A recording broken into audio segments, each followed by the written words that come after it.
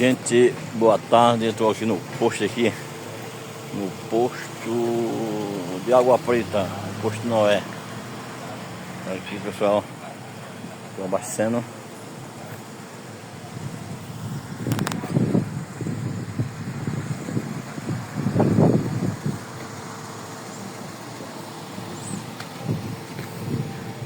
Olha, pessoal, ainda tem uma máquina velha, né? Uma máquina de botar cana aqui, uma imitação.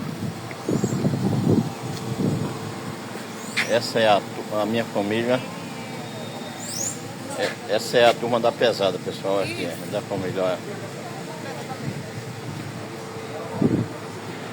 Tem mais um boi ali, ó. Um garrote. Olha aí, pessoal.